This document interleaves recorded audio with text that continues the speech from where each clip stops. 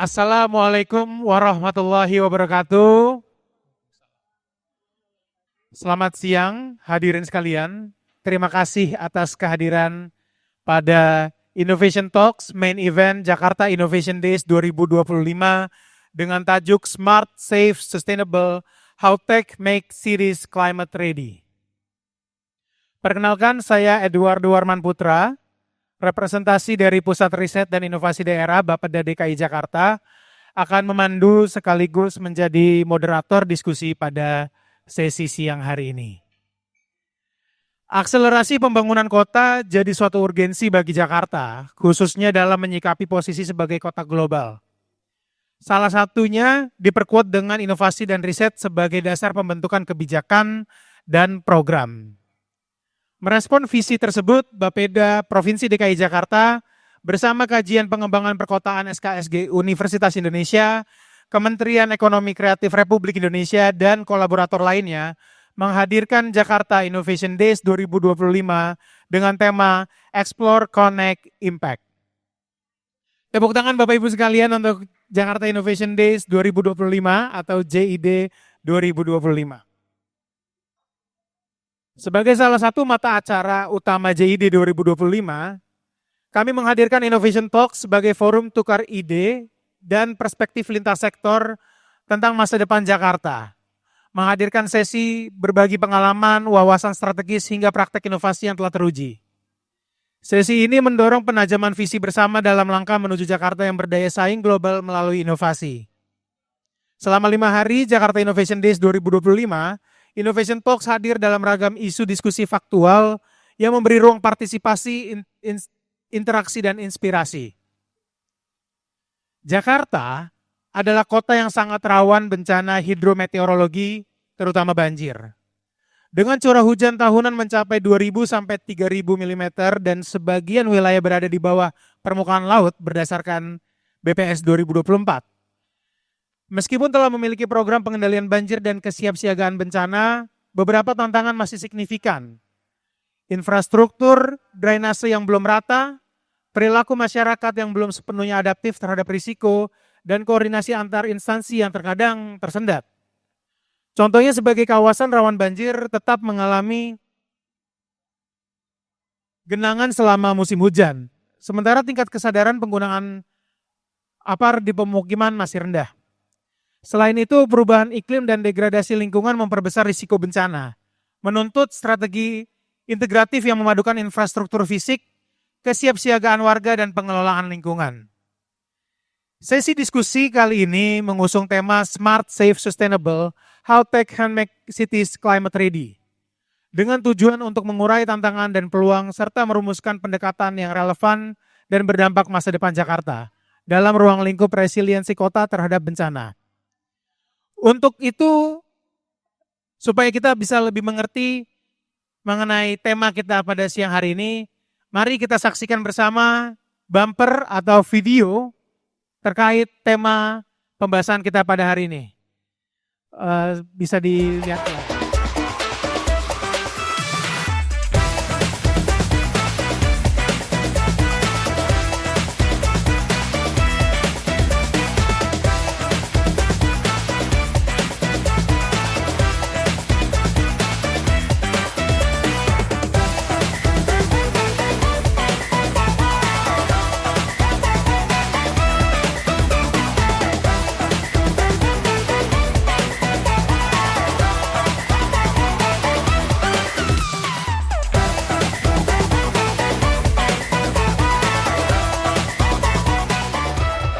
Ya, itu dia tadi. Tepuk tangannya Bapak Ibu sekalian. Jadi bagaimana caranya mengkolaborasikan antara teknologi dengan perubahan iklim untuk menjawab permasalahan atas perubahan iklim di Jakarta. Untuk itu hari ini kita telah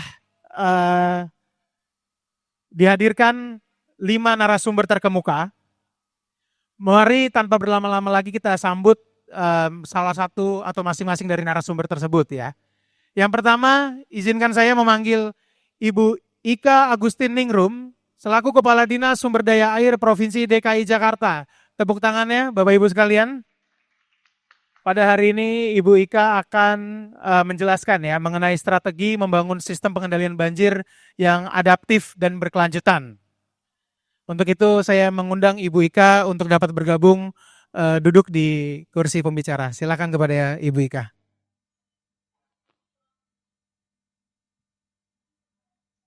Saya izin panggil yang lain, Ibu.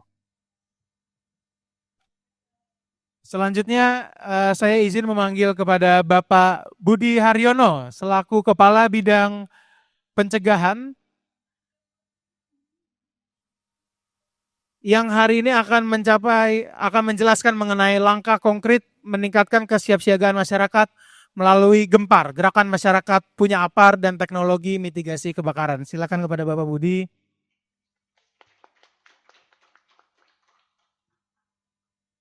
Selanjutnya kepada Bapak Helmi Zulhidayat STMT, Kepala Bidang Tata Lingkungan, Dinas Lingkungan Hidup DKI Jakarta, yang akan menjelaskan mengenai upaya pengelolaan lingkungan seperti vegetasi pengendalian polusi untuk meningkatkan kualitas udara. Kepada Bapak Helmi, silakan tepuk tangannya Bapak Ibu sekalian.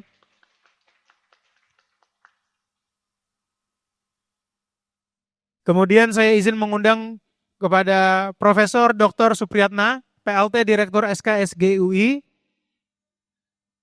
selaku PLT Direktur SKSG UI yang akan menjelaskan mengenai perspektif akademis, bagaimana inovasi berbasis riset dapat diterjemahkan menjadi kebijakan yang tangguh dan inklusif. Kepada Profesor Dr. Supriyatna, dipersilakan. Dan terakhir, saya mengundang Bapak Hilman Aryo Aji atau Mas Rio, co-founder Riversense Project, salah satu juara 1 Hack for Resilient Jakarta, untuk dapat bergabung di kursi pembicara. Mas Rio akan menjelaskan mengenai pemanfaatan teknologi dan electronic waste innovation untuk memperkuat ketahanan warga secara hiperlokal. Baik, selanjutnya saya izin Bapak Ibu untuk ikut duduk. Bapak Ibu semua, terima kasih telah hadir pada sesi siang hari ini untuk berdiskusi dan berbagi pandangannya mengenai teknologi yang dapat menjadi kunci dalam menangani perubahan iklim gitu ya. Tanpa berlama-lama lagi, mungkin sekarang kita akan memasuki sesi panel diskusi. Bapak Ibu sekalian, mungkin saya akan sedikit menjelaskan bahwa nanti akan saya berikan pertanyaan satu persatu, kemudian apabila ingin dijelaskan melalui slides atau paparan, bisa disesuaikan saja gitu ya, Bapak Ibu sekalian ya. Mari kita mulai pertanyaan pertama kepada Ibu Ika Agustiningrum. Menurut Ibu, Bu, bagaimana strategi Dinas Sumber Daya Air dalam membangun ekosistem pengendalian banjir yang adaptif terhadap perubahan iklim dan urbanisasi cepat di Jakarta? Silakan kepada Ibu Ika. Langsung semuanya aja. Bisa memberikan pandangannya, silakan Bu. Ya, terima kasih banyak. Assalamualaikum warahmatullahi wabarakatuh. Kalau kita ngobrolin banjir, teman-teman mungkin nggak usah jauh-jauh ya, melihat beberapa tahun yang lalu, tadi malam aja, siapa yang rumahnya, jalanan depan rumahnya nggak usah banjir kegena, angkat tangan. 1, 2, 3, 4. Oh, cuma 4 orang. Mbak rumahnya di mana? Oh, Ciledug, Tangerang. Ya. Mas rumahnya di mana tadi? Yang angkat tangan. Di mana Mas rumahnya? Tanjung Duren. Oke.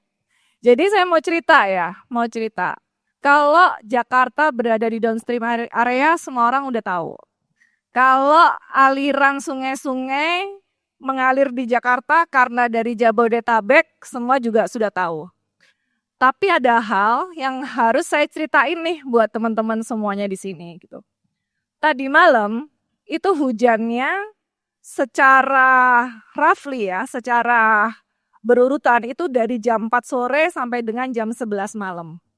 Kemudian mulai derasnya rata-rata ada yang dari jam 4 sampai jam 6 sore, ada lagi yang sekitar jam 8 sampai jam 11 malam tergantung wilayahnya. Tapi rate rata-rata hujannya itu kurang lebih sekitar 2 sampai 3 jam. Nah, pertanyaannya adalah kenapa sih kok sampai terjadi genangan di jalanan-jalanan. Selain dari persoalan tata ruang, banyaknya utilitas, kemudian persoalan sampah yang teman-teman kadang suka ngeliat gitu ya di jalanan gitu. Saya mau cerita dikit. Kapasitas saluran dari drainase kita, kalau hujan, untuk saluran makro itu kurang lebih cuma sekitar 150 mm. Itu untuk sungai-sungai besar. Contoh Kali Ciliwung ini. Untuk Kali Ciliwung ini. Nah, kalau yang di jalan-jalanan itu kurang lebih sekitar 100 mm. Artinya kalau rumah teman-teman banjir atau genangan, cuma 1-2 jam, langsung airnya naik, bisa jadi dua. Bisa jadi memang ada hal yang menyumbat, atau memang kapasitasnya nggak cukup. Hujan kita karena perubahan iklim sudah semakin bertambah lagi. Dari tahun 2017 sampai dengan tahun 2025, kalau teman-teman perhatikan grafik yang ada di slide ini ya, rata-rata curah hujan kita itu sudah hampir sekitar 200 mm dalam waktu kurang lebih 4 jam. Artinya apa? Kapasitas tampungan kita sendiri ini sudah nggak mampu untuk menampung curah hujan yang ada di Jakarta. Yuk, nextnya. Perlu saya sampaikan lagi gitu ya. Dengan adanya perubahan tata ruang, kemudian curah hujan dan pola iklim yang semakin tinggi gitu, ada sekian meter kubik per detik, kurang lebih 2000 meter kubik per detik yang harus ditampung oleh kota ini. Nah pertanyaannya, apakah dengan 2000 meter kubik per detik kalau teman-teman mau bebas banjir semuanya, kita harus benar-benar membuat tampungan yang sangat besar? Kan nggak mungkin seperti itu, karena pemukimannya sudah banyak yang padat. Kemudian pertanyaannya lagi gitu, teman-teman yakin nggak? Sekarang lagi nggak hujan, kok bisa sih nggak banjir gitu? Teman-teman mikirnya banjir itu hanya pada saat hujan. Tapi sebenarnya pada saat tidak hujan, dengan problem penurunan muka tanah yang ada di Jakarta, infrastruktur kita sekarang sedang bekerja semuanya. Persoalan kita nggak cuma soal hujan. Persoalan kita juga penurunan muka tanah. Kalau teman-teman ngelihat di daerah utara, Jakarta itu sudah di bawah permukaan air laut. Nggak usah jauh-jauh ke utara, ke depan sini aja, Jalan Sultan Agung. Permukaan jalanan kita itu sudah di bawah sungai. Tapi nggak hujan, nggak banjir kan? Artinya apa? Ada infrastruktur yang sedang bekerja. Infrastrukturnya dalam bentuk apa sih? Bentuknya adalah pompa-pompa. Pompa-pompa pengendali banjir itu nggak seperti pompa-pompa rumah yang di rumah teman-teman ya. Gitu. Kapasitasnya sangat besar. Sekarang ini, kota Jakarta nggak banjir karena apa? Karena pompanya sedang bekerja. Kemudian, Jakarta lagi nggak banjir karena apa? Airnya surut. Surutnya karena apa? Ya sungai-sungainya sudah kapasitasnya masih memenuhi. Nah inilah yang menjadi PR kita bersama gitu ya. Bagaimana kita membangun kota ini dengan melibatkan infrastruktur dan teknologi sebagai membantu warga Jakarta dan Pemprov DKI Jakarta khususnya dalam melindungi kota ini baik nggak cuma saat banjir tapi saat tidak banjir saja. Nah, kedepannya kita mau bagaimana sih? Yuk, nextnya.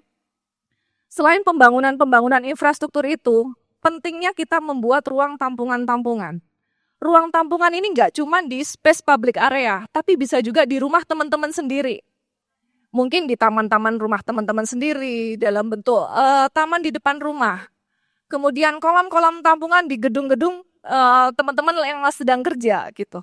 Atau di sekolah, atau di public space lainnya. Itu dari hal kecil. Bagaimana untuk yang besar? Kalau yang besar memang tugas kami, pemerintah daerah, menyiapkan tampungan-tampungan untuk reduksi banjir supaya tidak terjadi genangan. Pertanyaannya gitu, apakah tampungan-tampungan ini pure murni hardscape, hard infrastruktur? Enggak juga. Nah, sekarang kami sedang mengembangkan bagaimana sih kita bisa mengintegrasikan antara hijau dan biru. Supaya apa? Supaya teman-teman kalau mau lari gitu ya, misalkan ya, nggak perlu ke GBK. Di sekitar rumah teman-teman juga ada gitu. Saat ya pace-nya nggak usah tinggi-tinggi deh. Nggak usah pace 5, nggak usah pace 6 deh. Pace 9 aja cukup gitu. Buat lari kurang lebih 2 putaran 2 kilo juga ada gitu. Nah ini yang sedang kita kembangkan ke depannya. Supaya apa? Supaya kita tidak terlalu bergantung kepada pembangunan infrastruktur yang hard. Mulailah dari rumah teman-teman semuanya di Ciledug, di Tanjung Duren. Kalau misalkan ada space tanah yang kosong, bisa dikembangkan menjadi nature-based solution integrasi hijau dan biru, minim untuk genangan-genangan simple aja bisa ditampung. Yuk, next-nya. Nah, kemudian bagaimana kami, Pemprov DKI Jakarta pada khususnya, memantau daerah-daerah genangan yang di rumah teman-teman semuanya itu gitu. Infrastrukturnya sudah siap, pompanya sudah siap, sungainya sudah siap, tampungan-tampungannya sudah siap. Terus Bu, saya tahu prediksi rumah saya bakal banjir gimana? Terus bagaimana kami, Pemprov DKI Jakarta, memantau dengan luasan Jakarta yang sebegitu besar? Gak hanya bekerja sama dengan BMKG, kita juga sebenarnya punya kok comment center, CCTV yang memantau seluruh Jakarta di 5 wilayah. Sensor-sensor kita di tinggi muka air baik itu sungai maupun polder-polder kita, pompa-pompa kita, itu kita bisa ngecek tinggi muka air, tinggi muka air. Nah, PR ke depannya yang mungkin dari acara Jakarta Innovation Days ini bisa kita kolaps bareng ya, antara pemerintah, mungkin NGO, atau juga dengan institusi akademi dari UI gitu ya. Kami punya pemetaan 3 dimensi 1 Jakarta yang bisa dimodelkan secara hidrolik, daerah-daerah mana sih sebenarnya yang akan tergenang. Sekarang itu yang bisa dilihat adalah sudah banjir dulu baru terpantau CCTV. Nah, predictable-nya adalah dari BMKG. Tapi alangkah baiknya sistem yang sudah dikembangkan oleh pemerintah daerah khususnya Dinas Sumber Daya Air ini untuk memantau daerah-daerah mana saja yang sedang tergenang itu bisa dimodelkan lebih lagi.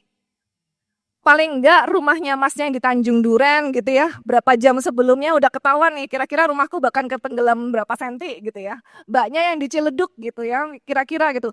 Wah, sebelum banjir datang saya mungkin bisa main ke mall mana dulu gitu. Jadi bisa terintegrasi kelihatan sejak Nah, ini yang sedang kita kembangkan saat ini dan sebenarnya sudah berjalan.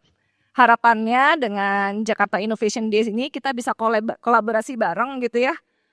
Bagaimana memetakan daerah-daerah banjir ini sehingga menjadi early warning system bagi Pemprov DKI Jakarta dengan teknologi yang lebih baik lagi. Mungkin gitu untuk pemantik awalnya ya. Baik, terima kasih Bu Ika. Mungkin kita sambil berlanjut terlebih dahulu ya Ibu Ika ya. Kepada Pak Budi.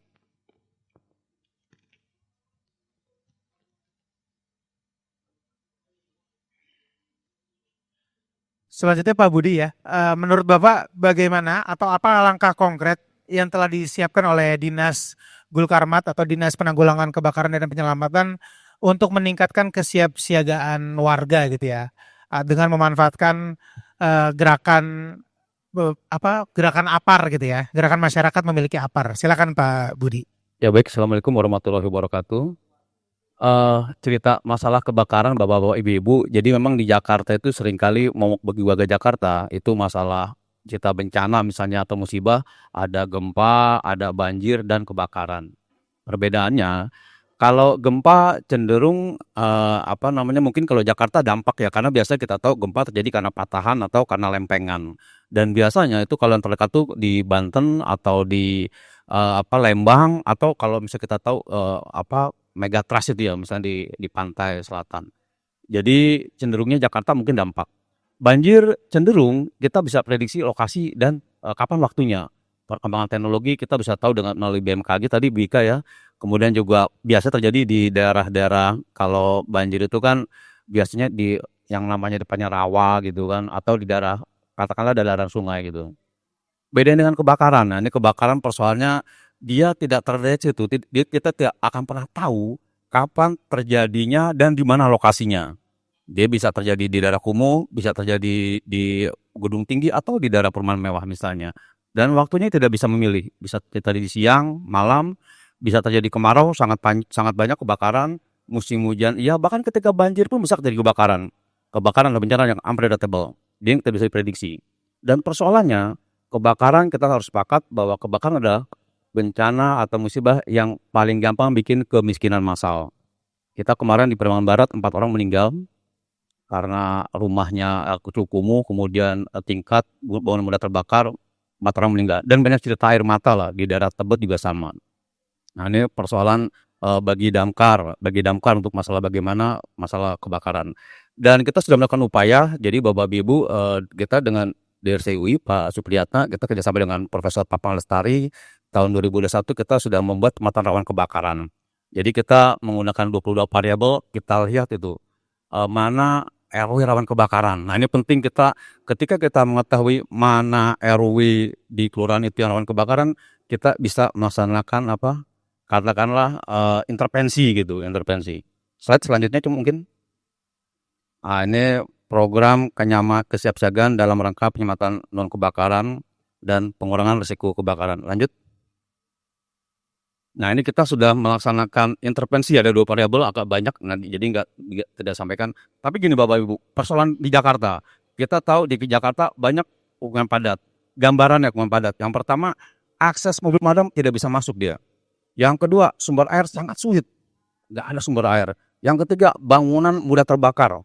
Itu dari semi permanen, dari kayu, triplek, bata, kalau tembok separohnya gitu. Yang keempat, berdempetan. Nah ini complicated. Jadi yang kami upayakan setelah kita tadi melaksanakan pemetaan rawan kebakaran, kita melaksanakan intervensi. Apa yang intervensi? Yang pertama, kita menghitung respon time. Bapak, Ibu, di Jakarta itu ada 267 kelurahan. 267 kelurahan.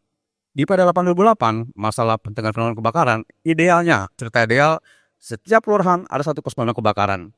Faktanya, dari 267 baru ada 170 pos pemadam kebakaran. Masih kurang banyak? Iya. Itu yang pertama. Yang kedua juga secara SDM. Idealnya, Jakarta itu harusnya pemadam 10.000 orang, Pak. Kita baru ada 4.900. Kemarin kita ada 1.000 orang PJLP. Jadi masih kurang banyak. Nah, jadi kemudian yang kita lakukan upaya untuk bagaimana masyarakat agar bisa, karena bisa mencegah kebakaran gitu ya, kewaspadaan masyarakat masalah kebakaran. Yang pertama kita nambah pos, pasti. Itu nambah pos, kemarin terakhir kita di Jakarta Selatan, kita bangun di Kebayoran Lama. Di utara untuk tahun ini udah 3 pos, jadi kita akan perbanyak tadi masalah respon time, idealnya setiap 1 kelurahan ada pos pemadam kebakaran. Itu yang pertama. Kemudian yang kedua juga, kita membuat yang disebut dengan hidan mandiri Bapak Ibu. Kita tahu di Jakarta itu tadi masalah sumber air susah, makanya kalau di pemadam Anda jangan bingung misalnya kejadian kebakaran, itu kok mobil pemadam banyak sampai berapa kilo gitu kan, karena tuh tadi dia bikin rangkaian untuk nyedot air permanen. Bapak Ibu, jadi Bapak Ibu perlu tahu di kita ada mobil 4.000 liter, ada 10.000 liter. Itu kalau ditekan misalnya buat nyemprot api ya dengan tekanan katakanlah 5 bar, itu mungkin 15 menit 20 menit habis dia. Makanya seorang pemadam kebakaran dia harus mencari sumber air permanen, dan biasanya tuh sungai, kali dan sebagainya. Agak persoalan bagi kita, Pak, kan ada hidran kota. Saya menjelaskan gini Bapak Ibu, hidran itu milik pemadam iya, tapi tidak dengan airnya. Airnya milik PDAM. Nah persoalan dasar sekarang, jangankan untuk pemadam kebakaran, untuk masyarakat Jakarta kadang-kadang kita PDAM masih agak kelabakan gitu. Dan Bapak Ibu perlu tahu juga bahwa hidran itu kalau kita gambaran di Singapura atau misalnya tempat kartun Bapak Ibu, itu kalau dikeluarkan airnya tuh bisa sampai kenceng gitu. Di kita enggak. Kalau dibuka hanya kecil, tekanannya enggak dapat dia. Ada namanya istilah pemadam kebakaran tuh water density. Banyaknya curahan yang dibutuhkan untuk pemadam kebakaran itu enggak tercapai. Dan biasanya, perlu saya sampaikan juga nih, hidran kota itu digunakan pemadam itu untuk selesai pemadam kebakaran. Jadi ketika pemadam kebakaran, kita ke hidran itu ngisi air menuin tangki buat standby lagi. Karena kalau untuk mendapatkan untuk bakaran menggunakan hidran kota, hampir tidak mungkin. Nah ini persoalan klasik. Kita sempat terpikir Wika cara ekstrim misalnya pasti sumber daya air punya ada manajemen masalah saluran air atau irigasi Mbak Bu. Jadi dia bisa misalnya mengalihkan yang seharusnya di Manggarai misalnya yang dari Asia ke Istana bisa nanti ke daerah. Kalau ada kebakaran itu dibelokkan aliran airnya. Karena penting bagi kami gini Bapak Ibu, pemadam kebakaran itu sama dengan tentara. Pelurunya ya kalau tentara peluru, kalau kita air mau mobil segambreng ada gitu, ada orangnya banyak, nggak ada airnya, pemadam kebakaran nggak bisa kerja juga. Nah itu persoalan masalah tadi sumber air ya. Makanya kita melaksanakan hidran mandiri dan kita juga berpikir bagaimana pembuatan tadi dikatakan oleh Bika masalah embung dan sebagainya itu juga bisa menjadi sumber air buat kita. Itu juga nanti bisa membantu kita. Kemudian juga yang kita lakukan Bapak Ibu, ada namanya tadi dikatakan moderator gempar, gerakan masyarakat punya apar. Ini kalau isinya Bapak Ibu, jadi gempar tuh mewajibkan bagi seluruh ASN yang ada di Jakarta, yang bekerja di Jakarta, harus punya apar dia. Jadi itu bentuk tanggung jawab moral, kita butuh tidak hanya bicara, wacana, tapi juga keteladanan. ASN harus punya keteladanan, dia memberi punya apar di wilayahnya. Karena gini, ketika kita punya, paling tidak kita bisa melindungi rumah kita dari bahaya kebakaran. Jadi itu mewajibkan. Yang kedua juga menghimbau, memang khususnya menghimbau. Karena kan bagi katakanlah jajaran-jajaran kader kita kan banyak tuh ibu, bapak-bapak dari Jemantik, Dasar Wisma, kemudian dari FKDM dan sebagainya, kita menghimbau. Dan datanya cukup banyak juga yang sudah punya apar. Dan juga di Pergub 42, tahun 2023 tentang pemberdayaan masyarakat, itu tanggung jawab moral pemadam kebakaran. Dia ada bunyinya Pak di Pergub itu memberikan apar minimal 2 tabung di 1 RT. Jadi itu diberikan apar untuk redkarnya, ada rawan pemadam kebakaran. Nah kita berharap, karena Bapak Ibu yang paling tahu kejadian kebakaran dari masyarakat dan yang paling menderita adalah masyarakat. Kita harapkan ketika ada kejadian, karena Bapak Ibu secara teori 5 menit pertama sangat krusial, sangat penting, sangat urgen, kita bisa memadamkan kebakaran. Ketika sudah lewat, apar itu hanya kebakaran awal deh. Jadi kalau misalnya sudah lewat dari itu, mau satu pabrik pun nggak bisa padam. Jadi harus dilakukan untuk memadam kebakaran. Nah itu beberapa hal, redcar, kemudian juga pembangunan pos, kemudian juga kita membentuk dan memperbanyak redcar. Redcar itu ada 2 Bapak Ibu, ada di pemukiman. Kita lakukan pembinaan, pelatihan, kita berikan apar juga. Dan yang kedua, redcar di bangunan gedung. Jadi setiap tahun kami Dinas Damkar melaksanakan yang disebut dengan Jakarta Fire Safety Challenge. Itu para tim tanggulat gedung kita undang, kita ajak dia kompetensi. Siapa yang terbaik dibagi mereka? Karena menurut kami, ketika gedung itu posisi kebakarannya bagus dan ada tim pelurutnya, ketika ada kebakaran di sekitar gedung, dia bisa melakukan pemadaman.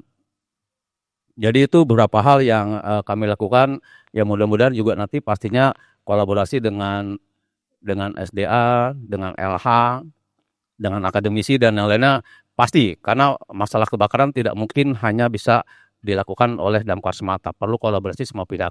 Dan mudah-mudahan apa yang sudah sedang dan akan kita lakukan itu ada ridho Allah Subhanahu wa taala dan ke depan Jakarta lebih baik lagi. Mungkin itu dari saya. Terima kasih. Baik, terima kasih Pak Budi ya. Ini menarik ya tadi kalau dari banjir gitu ya, parameternya misalkan hujan itu masih ada bisa diprediksi gitu ya. Yang diukur nantinya misalkan seberapa tinggi sih, seberapa jauh sih dampaknya, seluas apa gitu ya.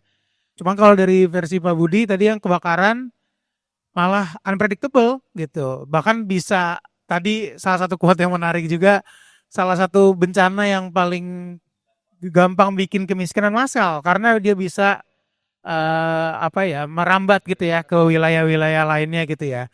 Tadi juga menarik dari Pak Budi disampaikan bahwa inovasi lumbung yang tadi disarankan oleh Ibu Ika juga sebenarnya bisa dimanfaatkan menjadi sumber air mandiri gitu ya. Karena ini ada beberapa poin menarik gitu ya.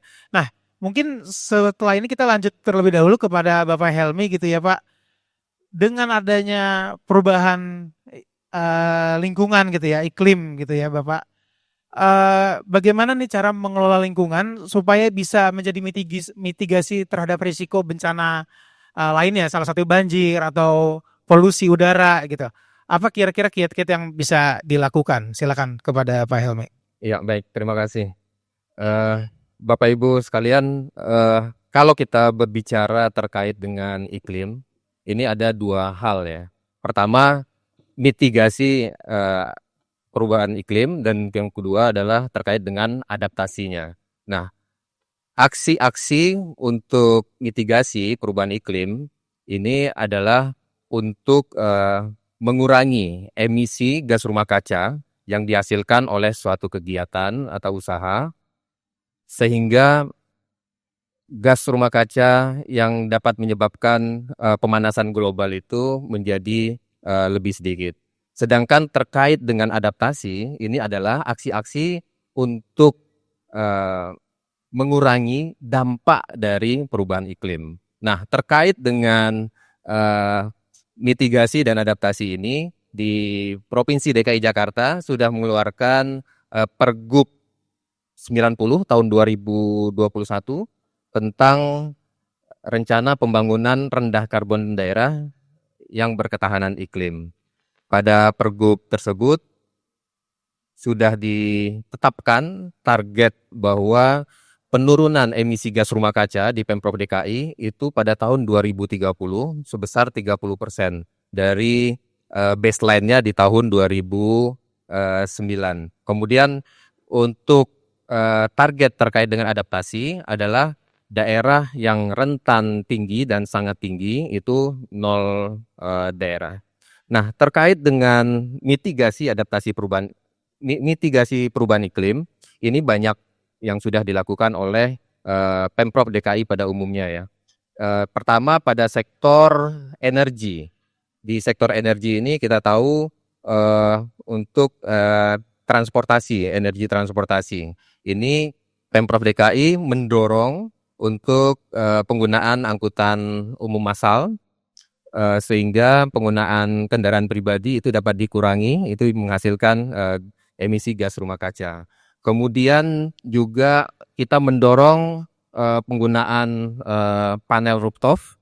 Di Pemprov DKI juga sudah melakukan beberapa pilot project di beberapa sekolah, kemudian di rumah sakit, itu sudah dilakukan pemasangan untuk panel surya rooftop. Nah, kemudian di sektor lain adalah terkait dengan sektor persampahan. Nah, ini adalah domainnya di Dinas Lingkungan Hidup. Beberapa aksi yang sudah kita lakukan dengan jumlah sampah di Jakarta saat ini sekitar 8.000 sekian ton per hari. Nah, ini kalau tidak dikelola dengan baik tentu akan menghasilkan emisi gas rumah kaca yaitu berupa metan. Nah, metan ini juga cukup berbahaya ya, karena kadar untuk pemanasan globalnya itu 4 kali lebih besar jika dibandingkan dengan CO2. Jadi memang ini harus kita kelola. Terkait hal ini, Dinas Lingkungan Hidup sudah melakukan pembangunan beberapa infrastruktur terkait dengan pengolahan sampah. Yang pertama, pembangkit listrik tenaga sampah, itu sudah dilakukan pembangunan di Bantar Gebang dengan kapasitas 100 ton per hari, memang masih kecil dan mungkin dalam waktu beberapa ke depan ya, ini dari program pemerintah pusat itu akan mendorong untuk pembangunan waste to energy. Nah, ini nanti akan dibangun sekitar 4 untuk pengolah sampah yang menghasilkan listrik di Jakarta. Nah, selain itu, Pemprov DKI juga sudah melakukan pembangunan RDF. RDF ini yang sudah terbangun ada 2, yang sudah beroperasi ada di Bantar Gebang, itu kapasitas 2.000 ton per hari. Dan sekarang sudah terbangun juga di Rorotan. Nah, di Rorotan ini saat ini sedang finalisasi. Mungkin dalam beberapa waktu ke depan akan diresmikan oleh Bapak Gubernur atau mungkin juga oleh Bapak Presiden. Ini kapasitasnya lebih besar lagi. Ini adalah sebesar 2.500 ton per hari.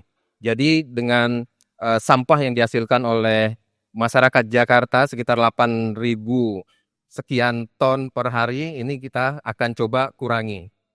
Nah, kemudian itu terkait dengan mitigasi perubahan iklim. Nah, bagaimana dengan adaptasi? Berdasarkan hasil kajian yang kita lakukan, ada 4 ancaman dari perubahan iklim yang utama di Jakarta. Yang pertama adalah banjir rob.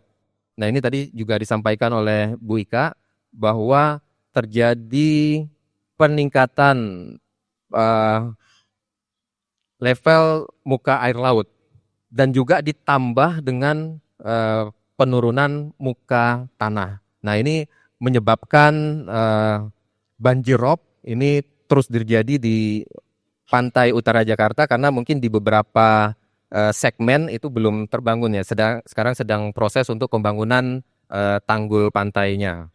Nah, kemudian yang kedua eh, adalah terkait dengan kekeringan, yaitu dengan ketersediaan sumber air bersih. Jadi kalau pada saat musim hujan kita sering mengalami kelimpahan air, namun pada saat musim kering itu kita mengalami kekeringan. Seperti yang kita ketahui saat ini sumber air bersih di Jakarta itu didominasi dari waduk Jatiluhur dan hanya sekian persen yang memang diambil dari sungai yang ada di Jakarta. Dan dampak yang ketiga yaitu terkait dengan banjir. Tadi sudah dijelaskan oleh Ibu Ika bahwa curah hujan yang terjadi saat ini di waktu yang singkat namun dengan intensitas yang tinggi, dengan kapasitas drainase kita yang kalau tidak salah sekitar 150 mm ya Bu Ika. Nah itu tidak dapat menampung hujan yang terjadi dalam waktu singkat dengan intensitas yang tinggi. Dan yang keempat yaitu terkait dengan penyakit iklim. Ini ISPA, kemudian DBD, demam berdarah. Ini yang memang 4 hal ini yang berdasarkan kajian kita yang merupakan akibat dari perubahan iklim. Nah, terkait dengan adaptasi ini, beberapa hal yang sudah kita lakukan di Dinas Lingkungan Hidup, yaitu pertama kita membangun saringan sampah saringan sampah yang ada di TB Simatupang. Jadi kalau musim-musim hujan seringkali kita lihat di pintu air Manggarai gitu ya, itu tumpukan sampahnya sangat tinggi. Tapi saat ini kita sudah dapat mengambil sampahnya di TB Simatupang sehingga dampaknya ke daerah Jakarta itu bisa diminimalkan. Dan kemudian yang kedua, Jakarta juga sudah ada program bulky waste. Jadi untuk Bapak Ibu yang punya sampah-sampah yang ukuran besar itu nanti bisa dilaporkan kepada Dinas Lingkungan Hidup. Nanti bisa dicek di medsosnya Dinas Lingkungan Hidup. Kita sedang menggalakkan bahwa sampah-sampah besar itu nanti tinggal dihubungi Dinas Lingkungan Hidup, di Sudin ataupun di Satpel, nanti akan dijemput sampah-sampah besarnya. Misalnya ada kasur, sofa, kemudian lemari yang mau dibuang juga susah gitu kan. Nah, nanti silakan dihubungi di Dinas Lingkungan Hidup. Jangan dibuang ke kali gitu ya. Ini juga dampaknya ke kita lagi gitu. Nanti ngambilnya susah gitu ya. Dampaknya ke banjir dan lain-lain. Mungkin itu dulu yang dapat saya sampaikan. Terima kasih. Ya, baik. Terima kasih Pak Helmi. Itu menarik juga ya. Ada bulky waste ya Pak Helmi ya. Tadi udah 8.000 ton, bentuknya kasur lagi. Kan pasti akan ganggu juga gitu ya tadi ya. Bisa mengakibatkan ya salah satunya tadi potensi banjir gitu ya. Dan itu menarik juga, nanti mungkin bisa kita bahas lebih lanjut. Mungkin Bapak Ibu sekalian apabila ingin bertanya ya. Selanjutnya kepada Prof. Supriyatna. Prof, menurut Prof bagaimana perspektif akademis gitu ya. Bagaimana kebijakan strategis, inovasi apa yang sebaiknya diterapkan Jakarta untuk menjadi kota yang tangguh bencana sekaligus inklusif bagi seluruh warganya? Iya, baik. Terima kasih. Assalamualaikum warahmatullahi wabarakatuh. Selamat siang, salam sejahtera untuk kita semua. Ini mungkin jangan lihat tema dulu ya. Jadi sebetulnya banyak sekali dari UI penelitian tentang Jakarta. Ini banyak sekali. Malahan saya kira kenapa UI jadi ranking dunia, banyak riset, banyak mahasiswa yang terjun ke lapangan, pengabdian masyarakat, pusat riset dan terusnya melakukan kajian di Jakarta. Udah banyak sekali sebetulnya. Saya juga ikut di SDA, saya juga ikut di kebakaran gitu kan. Lingkungan hidup mungkin pernah ikut ya. Nah ini menjadi cerminan. Tetap ini aja apa? Nggak apa-apa ininya Mbak, ditampilkan aja. Jadi kalau dikaji, sebetulnya kalau tadi kebencanaan gitu ya, berkaitan dengan climate change, kan 2000 ke bawah dengan sekarang itu perubahannya besar sekali. Kita tidak bisa melihat apakah musim kemarau atau musim hujan, karena hujan ada terus gitu ya. Terus orang dengan climate change itu ada kecenderungan, oh banjir di mana-mana karena masalah bencana hidrometeorologis gitu ya. Dan muka air laut naik sehingga terjadi banjirop tadi disebutkan. Penyebabnya adalah bangunan dan pengambilan air tanah. Betul kan ya Bu ya? Seperti itu ya. Tapi saya kebetulan sering melihat tentang penurunan muka air tanah, land subsidence sebetulnya ya. Kemudian saya juga melakukan banyak penelitian di utara Jawa, di selatan Jawa, kemudian di beberapa tempat di Indonesia. Itu bahwa muka air laut, kalau dipikir gitu ya, ini muka air laut dulu isunya. Di Maldives, Maladewa itu kalau ada kenaikan muka air laut yang sekian sentimeter per tahun, mereka cepat tenggelam dong daripada di Jakarta gitu ya. Dalam tanda kutip loh sebetulnya.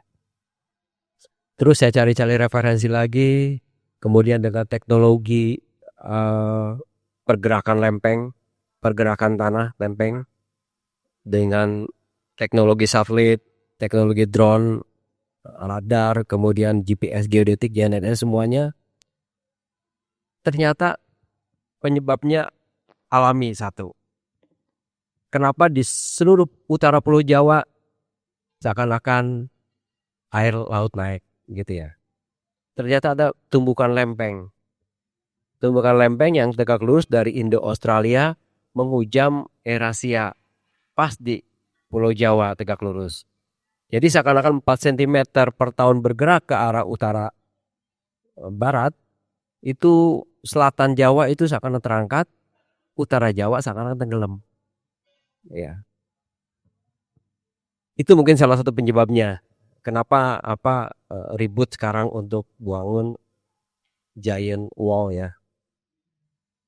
Tembok raksasa di pantai utara Jawa termasuk di Jakarta gitu ya. Itu satu. Nanti juga akan saya jelaskan. Kalau dilihat peta-petanya lihat aja. Silakan ya Pak ya. Ini ada penelitian mahasiswa S2 saya di S2 perkotaan. Terus kan isunya Jakarta tenggelam 2050. Udah banyak sekali penelitian-penelitian dari orang luar negeri juga udah banyak sekali. Jakarta sinking gitu ya. Betul enggak sih gitu ya. Begitu. Dan terus lagi, Mbak. Nah ini tahun 2018 land subsidence-nya itu kelihatan ya daerah mana saja kira-kira yang terancam gitu ya. Terus nah ini juga ada di selatan juga land subsidence sebetulnya selain di Jawa. Terus langsung juga seperti itu terus 21 terus ya. Terus langsung ya. Nah, ini ada kenaikan muka air laut ternyata kan ya. Terus menerus. Ya. Kenaikan muka air laut itu terus menerus menaik gitu tiap tahun levelnya. Ya rata-rata kelihatan lah mungkin bisa 2-4 cm per tahun gitu ya. Nah ini yang kita antisipasi sebetulnya. Jadi selain RTH-nya berkurang banyak gitu ya. Kan kalau nggak salah cita-citanya Jakarta tuh 20%. Ternyata 12% pun enggak gitu ya. Ya. Kemudian kemarin ada program kalau tidak salah dari Pak Ahok untuk bantaran sungai akan dihabiskan oleh hijau. Ternyata sampai sekarang juga nggak jadi juga gitu ya. Apalagi ditambah mungkin di Teluk Jakarta gitu ya, Teluk Jakarta di Marunda malah dibangun saya kira beton gitu ya, saya nggak tahu beton untuk pelabuhan untuk apa segala macam. Nah kebetulan saya mengkaji juga Pantai Ita Kapuk 1 gitu ya. Jadi tiap tahun tuh dia 2 kali diukur tuh tanggul pantainya. Dan tiap tahun tanggul pantainya itu turun. Ya. Tanggul terus terang dengan pantai itu. Sehingga kalau misalnya dia turun terus, dalam berapa tahun dia harus menaikkan lagi tanggul, gitu ya. Seperti itu. Mungkin SDA udah tahu lah, gitu ya, seperti ya. Nah, karena saya lihat bahwa kenaikan air laut itu ada salah satunya adalah aspeknya tadi adanya pergerakan lempeng. Yang kedua mungkin tadi penyedotan air tanah, dan yang ketiga ada perubahan land cover atau land use di atasnya, bangunan-bangunan tinggi penyedot air tanah dan seterusnya. Oke, terus ya terus tadi demnya mungkin dari SDA juga ada. Kebetulan kami sekarang juga lagi ikut penelitian tentang bagaimana masyarakat menghadapi banjir gitu ya. Oke, terus nah ini ada kesimpulan bahwa Jakarta itu akan turun gitu ya, akan turun terus gitu ya. Jadi kalau Jakarta jadi kota global dan diisukan terus banjir 2050, apalagi mungkin juga hal-hal yang negatif gitu ya dari negara tetangga atau dari manapun gitu ya, apalagi di bawah politik ya, itu agak sulit lagi sebetulnya. Jadi ini hasil pengukurannya, mungkin sudah banyak pengukuran seperti itu. Terus Mbak, nah apakah memang ini salah satu alternatif ya giant sea wall ini gitu ya? Saya tidak tahu biayanya berapa besar akan merawat tanggul. Tik aja tiap tahun hanya kalau tidak salah 10 km kalau diameternya itu berapa triliun akan istilahnya tiap tahun dikeluarkan untuk merawat tanggul ini gitu ya. Dibayangkan aja sebetulnya. Ini menjadi hal sebetulnya ya saya kira luar biasa lah kalau dibuat. Mungkin kalau tadi saya katakan Maladewa, kemudian di Dubai gitu ya, itu di pinggir laut juga semua. Tapi tidak ada pergerakan yang saya katakan secara alami lempeng itu, gitu ya. Kalau kendalikan manusia mungkin bisa, kendalikan tadi pompa, kemudian kendalikan segala macam bisa. Tapi alami kan susah, sulit. Ya. Nah ini pergerakan lempeng saya bilang. Jadi tanah akan terus-menerus terjadi meskipun tidak ada pembangunan atau pengembangan air tanah lagi. Itu yang harus kita pikirkan. Ya. Terus terakhir ini. Nah, sedimentasi akan terus-menerus di Jakarta, gitu ya. Malah sekarang kan isunya lingkungan nih, mohon maaf nih. Kerang-kerang yang dijual itu kan banyak kan dari Jakarta juga. Sudah banyak tercemar gitu ya. Malah ada warning tidak boleh makan kerang karena sudah tercemar oleh limbah-limbah itu. Itu tuh luar biasa juga. Penelitiannya banyak sekali ya.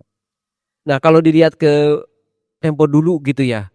Saya kira kok enak lihat kanal-kanal yang tahun 2020-an yang dibikin Belanda gitu ya. Kenapa sih tidak dibikin kanal aja, kemudian sedimentasinya dimasukkan ke bantaran-bantaran kanal tersebut, dikasih mangrove. Ya. Dikasih mangrove. Nah, meskipun nanti ada terjadi pergeseran secara alami lempeng tektonik, ya sedimen terus akan terus-menerus ke pantai kan di bawah sungai atau terus dikeruk dimasukin lagi ke mangrove lagi. Mungkin itu lebih murah daripada merawat tembok raksasa gitu ya, seperti itu. Ya. Dan perlu diketahui juga bahwa perubahan iklim ini menjadi hal yang saya kira sekarang menjadi kita harus resilient, kita harus menyesuaikan gitu ya. Sekarang kan di Nusa Tenggara Timur aja sekarang udah banyak nanam padi. Dulu tuh tidak pernah terpikir nanam padi. Boro-boro hujan gitu ya. Kemarau aja terus menerus, hujan kurang. Makanya ada sabana dan steppe, rumput-rumputnya di sana. Sekarang udah banyak bisa nanam padi di sana karena hujan turun. Jadi musim kemarau juga basah semua. Musim hujan ada kemaraunya. Nah, kita lagi teliti sebetulnya perubahan ini. Dan alhamdulillah Indonesia ini sebetulnya kalau menurut kajian berada di 10 derajat lintang utara dan 10 derajat lintang selatan, ya 11 nih ternyata 10 itu terhindar daripada tofan, angin ribut yang besar sekali, ya itu terhindar dari itu dan terhindar juga sebetulnya dari gelombang-gelombang yang tinggi besar. Tapi hari ini kan terbantahkan sebetulnya ya. Udah mulai masuk ke perairan Indonesia gelombang tinggi dan seterusnya. Itu mungkin harus kita antisipasi. Jadi kami siap teman-teman nih untuk riset segala macam dan udah banyak riset ya yang bisa diimplementasikan. Itu aja, terima kasih. Assalamualaikum warahmatullahi wabarakatuh. Waalaikumsalam warahmatullahi wabarakatuh. Baik, tepuk tangannya mungkin kepada Prof. Supriyatna. Jadi mengkolaborasikan begitu ya Mas, hasil risetnya untuk kemudian bisa dimanfaatkan dalam menghadapi setiap tantangan yang akan dihadapi oleh Jakarta dengan segala macam permasalahannya ya, baik itu lingkungan, perubahan iklim dan lain sebagainya. Mungkin kita lanjut ke Mas Rio ya. Mas Rio, bagaimana Mas inovasi dari Riversense dalam memanfaatkan electronic waste yang dapat memperkuat resiliensi warga secara hiperlokal sekaligus mengatasi masalah lingkungan seperti limbah elektronik di Jakarta. Kepada Mas Rio silakan Mas bisa di-sharing perspektifnya. Baik, terima kasih banyak atas kesempatannya di antara ibu bapak hebat-hebat ini beserta resources-nya. Saya kayaknya hanya sekedar partikel kecil di antara bapak ibu ini. Jadi judul presentasinya dari gibah menjadi aksi karena kita belum punya akses ke bapak ibu. Jadi dari warga dan kita berdiskusi hanya jadi gibah. Cuma daripada kepanjangan gibahnya kita convert menjadi aksi. Next. Jadi ini normal yang dulu adalah ketika kita berbicara tentang bencana adanya di sini. Cuma sekarang beberapa tahun belakangan mungkin udah agak berubah ya. Ditambah lagi dengan beberapa conference internasional untuk menekan laju kenaikan suhu. Tapi ternyata suhunya juga ikutan naik gitu. Jadi kayaknya ada masalah sebenarnya yang harus coba digali kembali gitu. Lalu next. Lalu juga di 2025 ini Indonesia dapat ranking 3 untuk World Risk Index, temanya tentang banjir dan ini kayaknya juga jadi permasalahan yang disorot di internasional. Next. Lalu sebenarnya isunya cuma ada di depan mata kita masing-masing teman-teman. Next. Nah, ini permasalahan kami di pegiat pengurangan risiko bencana. Kami kesulitan mendapatkan data, akses data dan data yang akurat gitu. Jadi ketika tidak ada data, historical data lebih tepatnya, kalau kami mau melakukan penelitian tentang pengurangan risiko bencana itu agak kesulitan gitu. Next.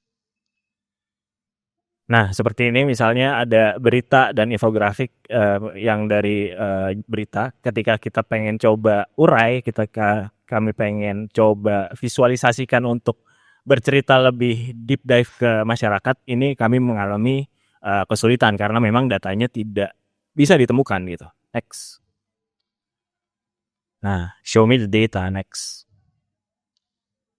Kami kasih contoh, buka, mohon maaf, ini munculnya kayak gini soalnya di Open Data Jakarta, di tab Open Data, data banjir, dataset bersifat terbatas, tapi open data. Jadi ini salah satu contoh yang kami highlight. Next.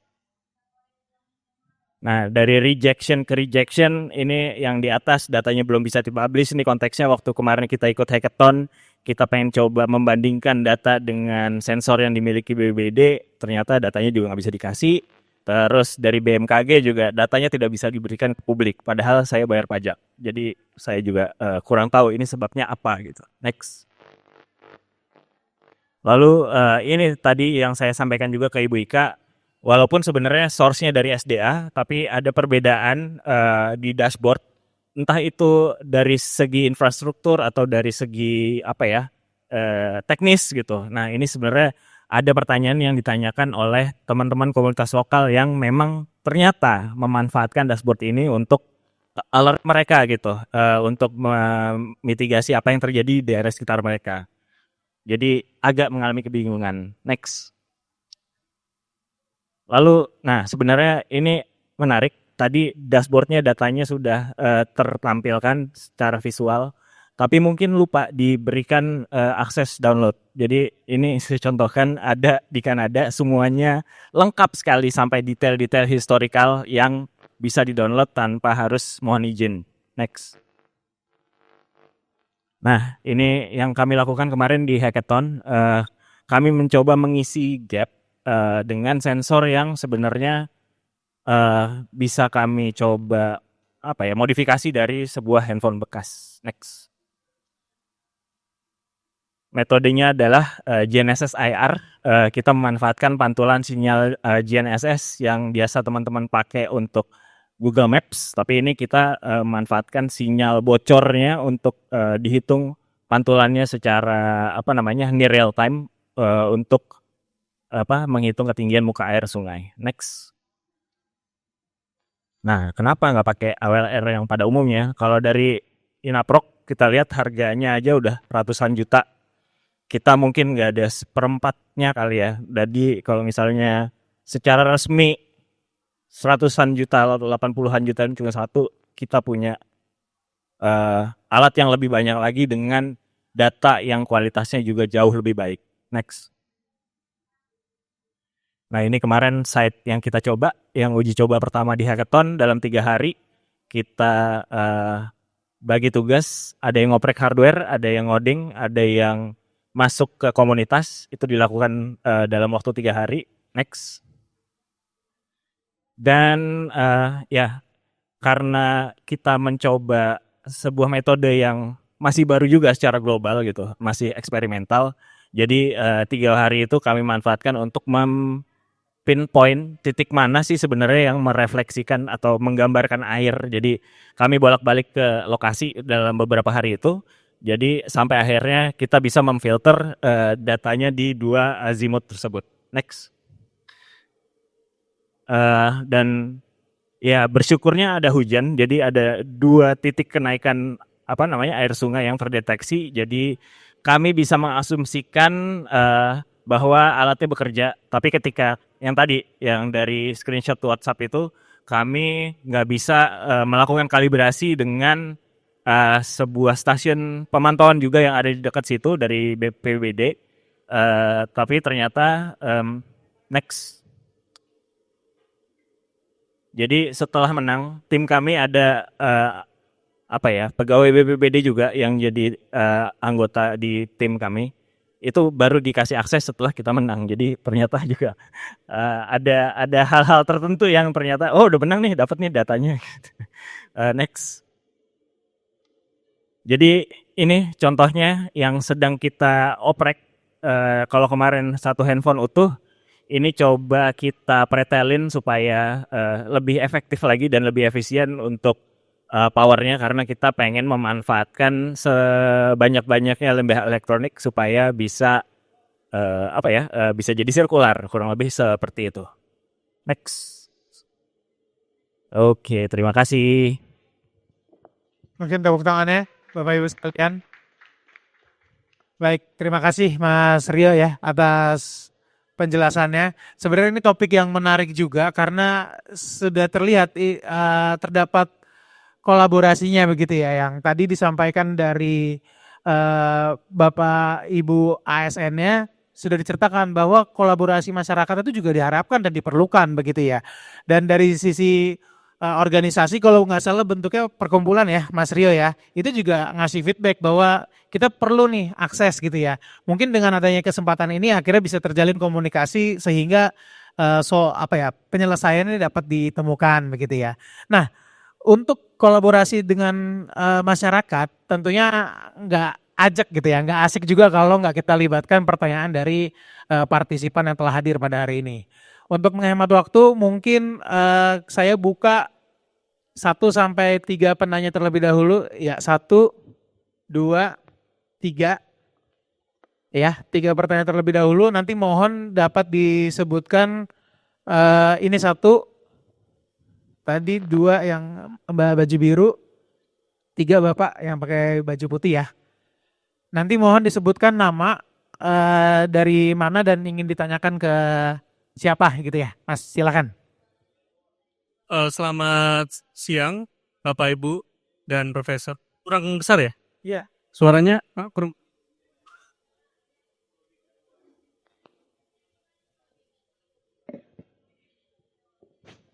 Selamat siang Bapak Ibu. Perkenalkan saya Hendry Bowo dari PT IP Network Solusindo. Saya tertarik pada footways yang dibawakan oleh Bapak Helmi. Sebenarnya kan kalau kita bicara efek rumah kaca dan salah satunya tadi disebutkan metan ya Pak ya. Kalau saya perhatikan di negara-negara seperti China ataupun US, metan ini malah menjadi sumber source tenaga yang dapat mereka gunakan. Namun saya rasa juga di Indonesia bisa sama seperti itu. Dan sudah ada regulasinya juga saya tahu karena sudah ada pembagian-pembagian tuh kalau kita jalan-jalan ke mall udah ada tuh pembagian untuk food waste, untuk plastik, untuk apa. Tapi herannya yang terjadi Pak, di mall-mall itu kalau udah malam digabung semua jadi satu. Kira-kira bagaimana menurut Bapak Helmi? Terima kasih.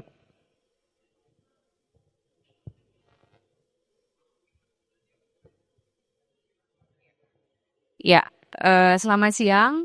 Perkenalkan saya Wina dari timnya Riversense sebetulnya. Mungkin pertanyaannya hampir ke bapak-bapak kecuali teman saya kayaknya yang di situ dan ibu gitu. Senang sekali ada salah satu wakil perempuan di situ gitu kan. Jadi nggak laki-laki semua. Tadi berkaitan dengan data, saya rasa juga hasil kajian juga ada ya Pak.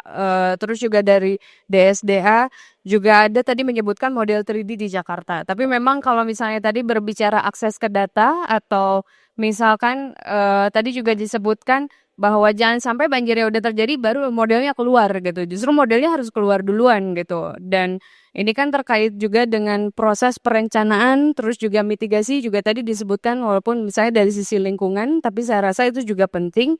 Dan bagaimana masyarakat umum bisa mengakses itu gitu setidaknya. Apakah memang saya juga tahu ada data-data yang tidak bisa ditunjukkan secara publik, yang memang bisa di-keep oleh institusi, tapi saya rasa juga data yang memang bisa di-publik sebagai dasar untuk dilakukan proses penelitian selanjutnya atau masyarakat ingin membantu, saya rasa itu juga perlu dibuka gitu. Tapi kalau sudah ada mungkin aksesnya bagaimana dan berbicara berkolaborasi juga bagaimana pemanfaatan data yang sudah ada baik kajian atau misalnya data dari masing-masing instansi itu juga bisa berkolaborasi.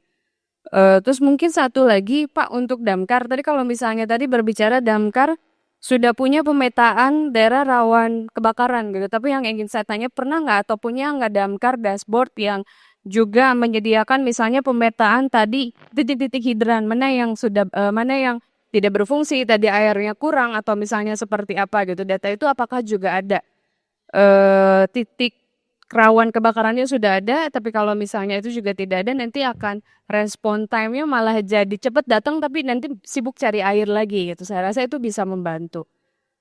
Poinnya adalah bagaimana berkolaborasi dengan yang sudah dihasilkan oleh Bapak Ibu dalam program kerja, terus bagaimana mengajak, kalau misalnya dibilang sudah ada 3 tim yang berhasil tadi jadi juara gitu di Hackathon for Resilience Jakarta, bagaimana ekosistem yang udah ada para inovator ini bisa berkolaborasi atau berkontribusi dengan agenda pembangunan di kota Jakarta. Itu aja, terima kasih. Baik, terima kasih Mbak Wina ya. Frank ketiga terlebih dahulu Pak, silakan Pak.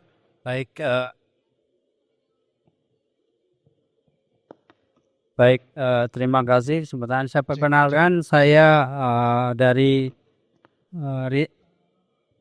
Pusat Penelitian tentang Risiko Iklim yang CISIROM namanya, di basisnya di IPB. Saya mewakili Ibu Ketua. Nah, saya ikut ini selalu sebenarnya segala sesuatu yang berkaitan kehidupan kita di masa depan tuh menarik semuanya buat saya. Selama kita bekerja sama, mestinya ke depan kita harus menuju masyarakat yang hidupnya lebih enak. Jadi nggak masa lalu kok rasanya lebih enak. Mestinya dengan teknologi, ilmu pengetahuan. Nah, pengetahuan kami meliputi, mohon maaf, isu air, bencana hidrometeorologi, polusi udara, kenaikan muka air laut itu bagian dari yang sering kita. Nah, saya yang pengen dengar ikut acara ini. Kenapa kita nggak pernah untuk Jakarta itu nggak pernah berpikir sebetulnya kapasitas gerbong kereta api Jakarta itu berapa orang? Jadi kalau kita sekarang nggak pernah membatasi itu, ya repot terus. Jadi ada nggak berani keputusan Jakarta ini per square areanya maksimum yang tinggal sekian orang? Nah, itu hal yang saya kadang-kadang nunggu. Kalau nggak ada aturan, yang menderita kan manusianya. Bangunannya nggak menderita, jalanannya ya paling rusak. Tapi yang selalu jadi keluhan pasti dari sisi manusianya. Nah, hal yang tadi di cover ini selalu banyak bolak-balik sering begini, tapi nggak dapat ya masalahnya tadi. Orangnya tambah banyak, nggak ada aturan. Nah, terus Mas yang terakhir ini menarik inovasinya bagi saya. Nah, saya nggak tahu Jakarta ini penduduknya berapa ya, San? 10, 15. Ya.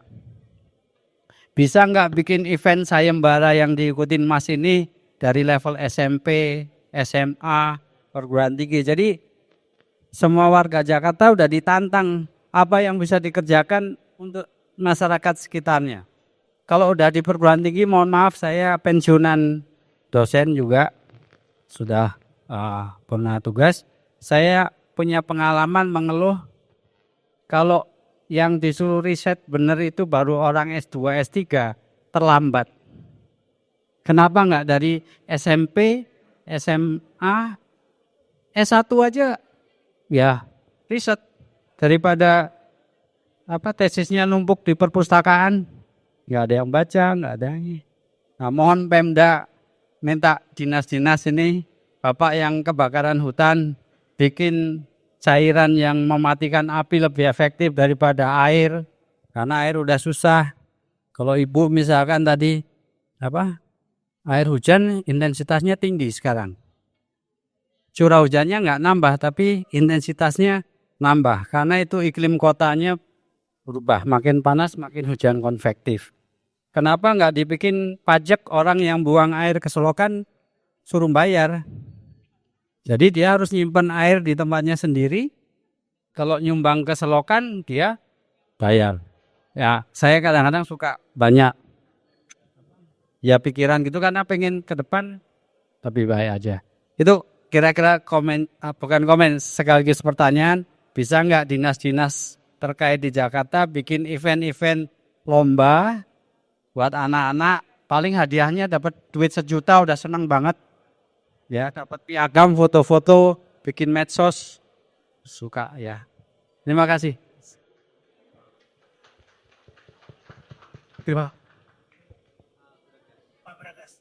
Terima kasih Pak Bragas ya. Oke, kita masuk ke pertanyaan pertama terlebih dahulu tadi dari Pak Henry ya. Mungkin ditujukan kepada Pak Helmi terkait food waste tadi Pak. Bagaimana tanggapannya Pak ketika udah dipisah tapi ternyata di ujung dicampur juga pada akhirnya gitu ya. Mungkin tanggapannya silakan Pak Helmi. Ya, baik. Terima kasih atas pertanyaannya. Jadi terkait dengan pengelolaan sampah di Jakarta itu ada dibagi 3 ya. Jadi di hulu, di tengah, dan juga di hilir. Nah, ini kan terkait dengan pengelolaan sampah di hulu. Kita mendorong untuk pemilahan sampah itu dimulai dari rumah tangga gitu ya. Nah, kalau memang ini tantangannya besar banget ya bagi kita di Jakarta karena masyarakatnya sudah terbiasa dengan hidup seperti ini. Tapi kita sekarang sudah beberapa tahun yang lalu ini ada BPS RW namanya, Badan Pengelola Sampah di lingkup RW.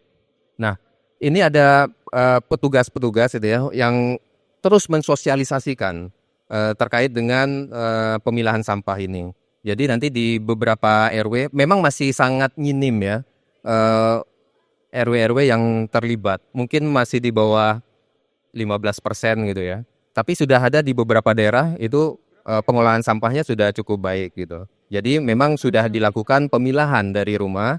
Nah kemudian setelah dilakukan pemilahan untuk yang organik, nah ini kita bekerja sama dengan beberapa NGO. Mereka mengambil food waste itu untuk makanan maggot atau diolah untuk yang lain. Nah kemudian untuk yang anorganiknya itu beberapa dipilah juga. Ada yang mungkin masih memiliki nilai keekonomian, itu misalnya botol plastik dan lain-lain, itu juga sudah ada. Nah kemudian nanti residunya idealnya residunya itulah yang nanti ke Bantar Gebang. Memang sekarang masih kita menuju ke arah ke sana. Tapi memang tantangannya sangat besar. Nah, kemudian tadi disampaikan di mall bagaimana? Kita sudah ada pergubnya, kalau nggak salah pergub 142 ya. Itu terkait dengan pengolahan sampah di kawasan. Jadi di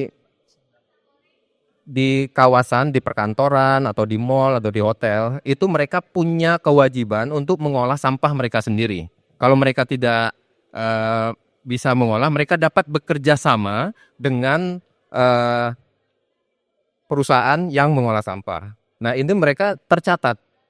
Mereka nanti akan melaporkan ke Dinas Lingkungan Hidup bagaimana pengolahan sampahnya.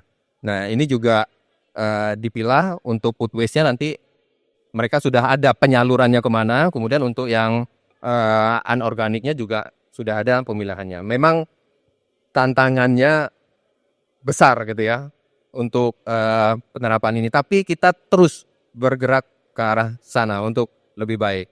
Nah, kita juga sekarang sedang proses operasional untuk RDF Rorotan. Idealnya memang yang masuk ke sana ya memang sudah ini ya, sampah-sampah yang sudah terpilah dengan baik gitu ya. Nah, ini juga tantangan bagi kita. Kita mendorong dari rumah, kemudian kalaupun di TPS itu sampah-sampahnya juga nanti sampah yang benar-benar untuk dibuang ke pemrosesan akhir di tahap di hilirnya gitu. Mungkin itu jawaban dari saya terkait dengan pengolahan sampah. Terima kasih. Baik, terima kasih Pak Helmi ya. Tepuk tangannya mungkin Bapak Ibu untuk Pak Helmi ya. Memang sebuah tantangan gitu ya Pak ya. Apalagi juga harus sosialisasi juga mungkin salah satu yang menjadi aspeknya. Kemudian pertanyaan selanjutnya ini ditujukan kepada seluruh pembicara, jadi masing-masing dapat menjawab kecuali Mas Rio ya, karena tadi fokus utamanya itu adalah terkait data ya, bagaimana memanfaatkannya, mengaksesnya, kemudian untuk kolaborasi itu seperti apa gitu ya. Mungkin masing-masing dapat disesuaikan dengan dinas-dinas terkaitnya begitu ya. Atau mungkin kepada Prof. Supriyatna, mungkin bagaimana Prof. juga memanfaatkan datanya, memperoleh datanya gitu ya. Kemudian juga ada spesial untuk Pak Helmi terkait kepada Pak Budi ya terkait hidran tadi ya, titik-titiknya apakah terdapat juga datanya gitu ya. Mungkin diawali dari Ibu Ika terlebih dahulu Bu, kepada Bu Ika terkait data ini seperti apa? Silakan Bu. Ya, sebenarnya melalui acara ini tuh sebenarnya acara yang bagus ya.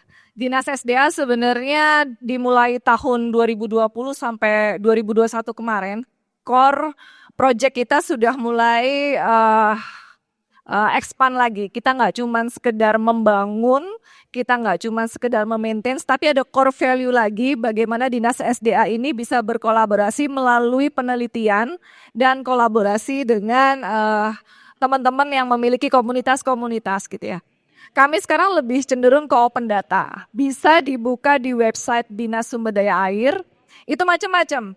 Kalau teman-teman mau kunjungan ke infrastruktur kami, bisa tinggal masuk ke website kami, sudah ada layanannya. Kemudian kalau mau nyari data, nggak cuman, jadi saya Kita sekarang lebih open minded gitu. Nggak usah langsung ke BPBD, langsung direct aja ke IG Dinas SDA, ke Facebook Dinas SDA atau telepon WhatsApp kita. Pasti kami langsung direct kasih data ke teman-teman semuanya. Mulai tahun 2024, mulai kami researchnya berkembang lagi. Bagaimana memodelkan itu, leader kami itu sudah update tahun 2024. Jadi kalau teman-teman mau grabbing data, justru kita malah senang banget. Ada potensi 13 aliran sungai yang bisa teman-teman manfaatkan untuk sebagai sumber research. Bagaimana luapan airnya, kemudian daerah mana yang akan tergenang. Kira-kira mau diapain sih ini? Dengan kondisi cuaca yang semakin berubah gitu. Tampungan-tampungannya potensinya kira-kira di mana sih? Silahkan kalau teman-teman mau mengajukan ide-idenya kepada kami Pemprov DKI Jakarta, ini sudah ada nomor telepon, kemudian websitenya, IG-nya, langsung aja DM maupun email ke Dinas Sumber Daya Air.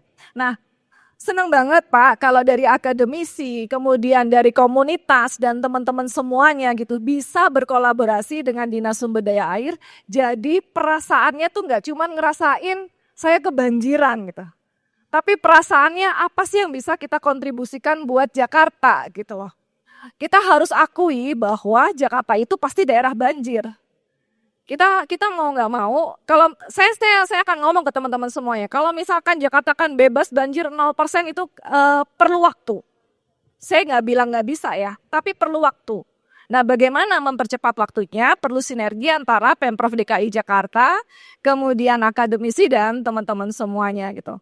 Kemudian tadi ada pertanyaan soal AWLR ya. Justru sebenarnya kami Dinas Sumber Daya Air sudah pakai AWLR. Nah, kita ada beberapa AWLR yang automatic water levelnya bisa teman-teman lihat. Kalau terjadi perbedaan data antara Dinas Sumber Daya Air dan BPBD itu mungkin range waktunya aja. Silakan langsung direct ke Dinas SDA, kami sangat open terhadap semua data itu. Thank you banget loh buat teman-teman semuanya ya. Baik, tepuk tangannya kepada Ibu Ika. Terima kasih banyak Ibu. Jadi bisa dilihat itu, mungkin sekarang ada kesempatan bisa difoto, ada WhatsApp, ada nomor telepon ya, ada Instagram, bahkan tadi bisa langsung DM ya Ibu Ika ya. Nanti akan direspon begitu. Mungkin selanjutnya Pak Budi, silakan Pak. Iya baik, terima kasih. Jadi kalau di Damkar itu tadi yang disebut dengan peta rawan kebakaran, itu sebetulnya kita mempetakan di Jakarta itu ada disebut dengan namanya wilayah manajemen kebakaran. Nah ini penting, saya ngambil contoh misalnya Kecamatan Tanah Abang ya.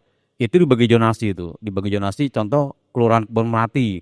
Itu daerah padat pemukiman, kemudian Kelurahan Tanah Abang itu area untuk katakanlah pasar, kemudian Kelurahan Senayan itu untuk gedung tinggi. Nah dengan bisa kita membuat PMK itu dari pimpinan membuat suatu strategi untuk wilayah Kelurahan Senayan misalnya. Itu berarti peruntukannya mobil tangga karena banyak gedung tinggi. Kemudian kalau untuk di Tanah Abang itu perlu mobil pompa, kemudian juga mobil sampah karena kalau kejadian kebakaran itu bisa cukup lama dan itu bisa disesuaikan untuk mobilnya, untuk penggunaan unitnya. Dan juga kalau untuk Kebun Melati kantor daerah padat pemukiman kita bisa mobil pompa dan juga quick respon untuk masalah nyari sumber airnya. Jadi itu sebetulnya lebih kepada internal kalau untuk peta rawan kebakaran itu. Dan kalau untuk data Damkar itu ada di satu data Jakarta. Jadi kita sudah karena kan Jakarta punya itu dari Damkar kita sudah menginventarisir tadi hidran, kemudian mobil pemadam, pos pemadam, Wida Mandiri di mana tuh kita lakukan Bu. Jadi bisa dilihat di satu data kebakaran. Satu data Jakarta ya. Jadi itu dan kita juga pastinya kolaborasi penting Bapak Ibu bagi Damkar juga kita sudah banyak juga kerjasama dengan instansi terkait dengan masyarakat. Contoh saya ingin katakan masalah penyelamatan misalnya. Kalau di Jakarta tuh masalah kebakaran sehari mungkin 5 kali 10 kali. Tapi untuk penyelamatan tuh bisa sampai 20 30 kali. Dan banyak bantuan dari teman-teman komunitas misalnya kita ketika kejadian awal-awal penanganan ular gitu kan pemadam kebakaran bukan pawang juga no. Nah, tapi itu banyak bantuan dari teman-teman komunitas penyayang binatang, animal rescue seperti itu. Nah, itu kita banyak belajar juga. Bagaimana kemudian membuka cincin. Bahkan yang agak-agak terakhir kadang agak serem juga. Jadi ada orang datang, ada kesurupan, gimana. Nah, itu jadi PR besar buat Damkar. Dan itu pasti tidak mungkin Damkar segala. Ada juga Ustadz juga, banyak juga Pak. Kebetulan yang kesurupan itu sembuh juga dia. kebetulan datangnya Ustadz Damkar yang Ustadz juga.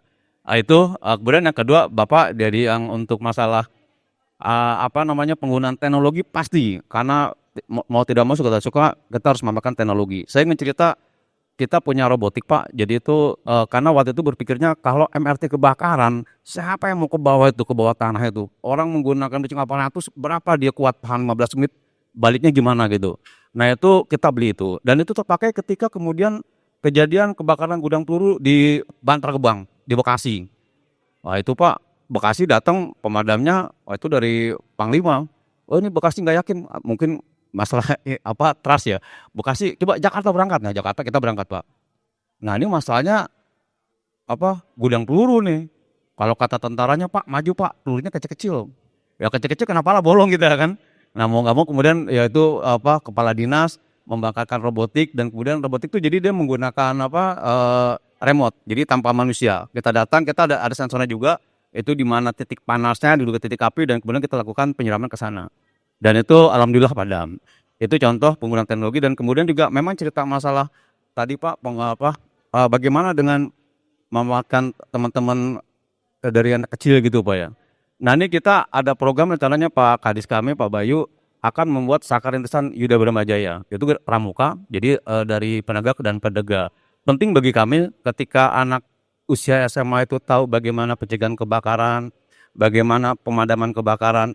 Kita nanti ketika mereka tumbuh kembang dewasa, kemudian berkeluarga, punya anak, itu masalah kebakaran menjadi lifestyle. Mereka bisa menceritakan, ini kalau hati-hati penggunaan listrik, hati-hati penggunaan kompor gas dan sebagainya. Jadi kita berpikir itu satu upaya kami untuk investasi jangka panjang. Masalah kebakaran, itu penting. Makanya kita melalui tadi penggunaan pramuka itu Pak. Nah kita paham, pasti sekali lagi apapun akan kita lakukan untuk pencegahan dan penanganan kebakaran agar Jakarta lebih lagi ke depannya. Mungkin itu Pak. Baik, terima kasih Pak Budi ya. Silakan Pak Helmi mungkin terkait data ya, cara pengaksesnya dan kolaborasinya gimana? Ya baik. Terkait data mungkin sama ya. Jadi di Pemprov itu kan ada satu data yang dikelola oleh Kominfo. Tapi di samping itu Dinas LH juga mempublish data di websitenya Dinas LH. Nah kemudian setiap tahun kita juga menyusun dokumen informasi kinerja lingkungan hidup daerah Provinsi DKI Jakarta. Di dokumen informasi kinerja tersebut ada lampiran data-data seluruh terkait dengan lingkungan hidup. Sampai dengan kalau nggak salah itu sampai 70 sekian lampiran ya jenis data. Nah dokumen informasi tersebut itu kita publish di website lingkungan hidup dan beberapa penelitian misalnya teman-teman dari kampus ataupun dari NGO beberapa sudah menggunakan data-data itu. Jadi kalaupun memang ada data-data yang belum tercangkup di situ, nanti bisa berkoordinasi dengan tim Pusdatin kita atau dari Humas kita. Nanti tentu kita akan sampaikan data tersebut. Kemudian terkait dengan kolaborasi ya, kerjasama di Dinas Lingkungan Hidup itu ada, kalau dulu zamannya COVID itu kan ada KSBB ya. Nah kemudian berkembang terkait dengan KSBB ini, saat ini awalnya itu ada KSBB terkait dengan lingkungan hidup.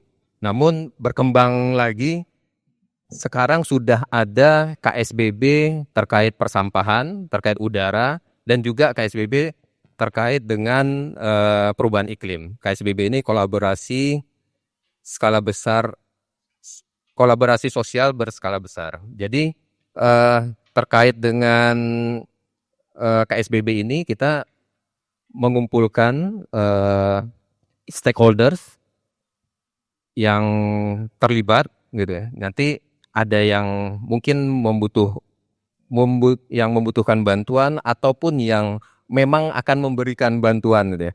Yang sudah berjalan dengan baik itu terkait dengan persampahan. Tadi terkait dengan food waste dan lain-lain ya. Itu sudah ada tuh KSB program-program yang kita lakukan. Jadi memang nanti penghasil food waste-nya dari mana, kemudian nanti yang akan menerima food waste-nya di mana. Itu salah satu yang kita fasilitasi. Kemudian terkait dengan udara itu juga ada penelitian-penelitian yang kita lakukan, kajian-kajian dan terutama perubahan iklim ya. Nah ini yang salah satu yang saat ini sedang kita kembangkan gitu ya. Banyak sekali kita kerjasama dengan NGO dan juga dengan NGO internasional maupun yang lokal dalam menanggulangi perubahan iklim. Terima kasih. Baik. Terima kasih Pak Helmi. Mungkin terakhir dari Prof. Supriyatna terkait pemanfaatan data, Prof. Kira-kira bagaimana? Ada masukan kira-kira, Prof? Iya, baik, terima kasih. Saya kira kalau selama ini kami di akademik pasti memanfaatkan data yang ada di semua dinas ya. Tapi juga ada beberapa riset mahasiswa sebetulnya membandingkan ya. Jadi data-data dari dinas atau di Pemda DKI kemudian kita bandingkan dengan data real ya. Kita biasanya ini lagi apa istilahnya ngambil data real lagi. Misalnya tentang suhu gitu ya. Suhu udara. Mungkin Jakarta punya datanya. Kita juga akan di lapang. Kemudian juga misalnya pencemaran udara ya. Misalnya tentang CO-nya atau CO2, kita ngambil lagi dengan alat seperti itu. Kampus juga membandingkan seperti itu, ya. Dan biasanya kalau ada keterikatan kami dengan Pemda tentang skripsi, tesis ataupun disertasi, nanti kami juga akan memberikan. Malahan banyak sekali teman-teman Pemda kan sekolah di kami juga sebetulnya, ya. Apalagi itu datanya data di Pemda. Jadi saya kira itu yang penting. Kemudian sebetulnya gini, sekarang kan BMKG kan selalu memberitakan Jakarta akan hujan besar. Ya, tapi hujan besarnya di mana ini kan? Bingung juga gitu ya. Tadi malam saya acara Rektor Summit ini kan jam 7 di sini. Dari Depok jam 5. Ternyata nggak nyampe juga, ternyata macet parah. Ternyata hujannya awalnya besarnya di Depok. Kemudian berakhir di Jakarta gitu kan. Jadi sampai sini pun nggak nyampe, akhirnya saya naik MRT kan dari Lebak Bulus, jadi saya belokan gitu ya. Keluar sini hujan lagi. Nah, ini mungkin ada berita, mungkin dari BMKG kerjasama dengan Pemda ya, melalui kanal saya nggak tahu Jakarta 1 atau apa, sehingga tahu semua. Oh ternyata wilayah ini loh yang akan hujan sekian besar dan akan terjadi banjir gitu ya, dan seterusnya. Karena kemarin sore itu jalan tuh macet sama sekali gitu ya. Itu mungkin sehingga masyarakat tahu kayak kebakaran mungkin. Ini nih potensi kebakaran gitu ya. Rumah-rumah di mana. Terus nggak apa-apa terus diberitakan aja nggak masalah. Kalau masalah berita dari netizen yang negatif biarin aja, cuekin aja. Yang penting kita udah positif memberikan hal yang baik buat mereka. Misalnya kita harus pakai masker di daerah sini gitu kan, karena daerah sini CO2-nya tinggi sekali gitu kan. Nggak apa-apa, nggak masalah. Kan pahala kan ngasih itu ke orang kan. Itu aja, terima kasih. Baik, ya. Terima kasih Prof. Supriyatna. Tepuk tangannya mungkin Prof. Gini, ini pertanyaan terakhir ya dari Pak Bergas ya, terkait mungkin saya simplifikasi ya Pak, izin ya untuk menghemat waktu ya Pak. Terkait kompetisinya aja deh mungkin. Tadi salah satu yang menarik dari Mas Rio kompetisinya gitu ya. Dan mungkin ada usulan di lingkup yang lebih awal gitu ya. Dari SMP, SMA gitu ya. Mungkin informasi juga Pak bahwa di Jakarta Innovation Day sebelumnya juga di pre-eventnya kita juga ada acara yang pemenangnya sekarang ada booth-nya juga di Tamrin 9. Mungkin Bapak Ibu sekalian dari level SMA atau SMK. Tapi menyikapi hal tersebut terkait kompetisi ini mungkin dari dinas-dinas dan mungkin dari Mas Rio gitu ya, ada pendapat atau tanggapan terkait hal tersebut. Mungkin dari segi dinas kira-kira bisa nih dimanfaatkan untuk dikompetisikan, misalkan inovasi, misalkan lumbung tadi gitu ya Bu, misalkan di sekolah-sekolah ada gerakan apa. Mungkin kalau dari kebakaran, pencegahan, kira-kira dibikin kompetisi apa, tadi Pak Budi juga sudah cerita. Mungkin Bapak Ibu sekalian dimulai dari Ibu Ika terlebih dahulu, silakan Bu. Oh, kalau dinas SDA aktif Pak. Kita punya komunitas Sobat Air. Jadi Sobat Air ini yang mengakomodir teman-teman anak-anak muda ya, anak-anak Gen Z untuk eksplor kaitannya dengan ruang terbuka biru. Kemudian kita tiap tahun sekali bikin Ilmiah Day. Ilmiah Day. Jadi idenya apa sih sebenarnya terkait dengan penanggulangan banjir? Terus kami juga mengayomi komunitas foto-foto. Jadi boleh loh explore di infrastruktur yang ada di Dinas Sumber Daya Air. Boleh jadi foto, boleh dijadikan sketch. Kemudian idenya apa sih untuk pembangunan di Jakarta? Itu tiap tahun sekali kita ada. Teman-teman juga bisa join ke IG-nya Dinas Sumber Daya Air sambil promo ya. Sambil promo gitu. Kenapa? Karena bagi kami Dinas Sumber Daya Air tuh pentingnya kolaborasi, nggak cuman pemerintah, nggak cuman akademi, nggak cuman warga DKI Jakarta, tetapi anak-anak muda. Karena anak-anak muda ini kadang-kadang bisa memberikan ide-ide yang bisa mempercepat pengambilan keputusan bagi pembangunan, khususnya pembangunan infrastruktur pengendali banjir gitu. Join ya sama acara-acara Dinas Sumber Daya Air. Ya baik, kalau dari Damkar kita memang untuk pemulihan masyarakat ada namanya Redkar, Relawan Pemadam Kebakaran. Itu termaktub dalam Pergub 42 tahun 2023 yang kita lakukan. Jadi memang penting bagi masyarakat, menurut kita tuh masyarakat tidak hanya perlu tahu masalah bagaimana upaya pencegahan penanggulangan kebakaran, tapi juga dia perlu dibelikan peralatannya. Makanya tadi di Pergub 42 itu saat minimal satu RT itu 2 APAR. Dan kemudian juga kita mengkompetisikan. Jadi itu di Sudin, Bapak-Bapak Ibu, itu nantinya setiap 2 tahun sekali kita kompetisikan tuh Redkar yang ada di kelurahan. Kita adu dia di level Sudin. Dan kemudian nantinya di level provinsi, tingkat kecamatan kita adu juga. Nah, jadi kita pertama, kenapa penting kompetisi? Yang pertama ajak silaturahmi. Teman-teman Redkar, baik dia yang ada di wilayah utara, selatan, barat, timur, pusat, maupun Pulau Seribu. Dia bisa silaturahmi.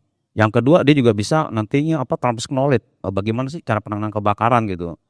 Karena pastinya ketika ketemu yang lain akan beda. Dan ketiga, pembuktian siapa yang terbaik. Dan itu kita lakukan. Itu untuk Redkar itu ada 2, untuk pemukiman dan juga untuk masyarakat gedung. Untuk masyarakat gedung ada namanya Percepti Manager. Nah, kita juga adakan lomba. Jadi tugas Damkar kan juga memeriksa gedung-gedung baik industri, menengah dan tinggi.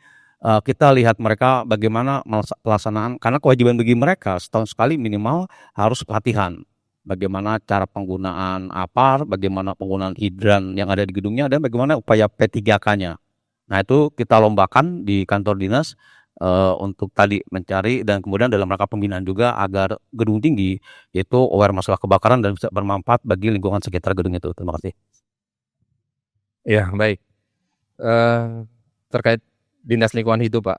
Jadi kita, kalau Bapak mungkin sering dengar juga ya terkait dengan program Kampung Iklim, kemudian Sekolah Adiwiyata. Nah, itu di bawah binaan teman-teman di Dinas Lingkungan Hidup. Walaupun itu programnya memang program nasional ya, tapi untuk di Pemprov DKI Jakarta itu kita yang melakukan pembinaan.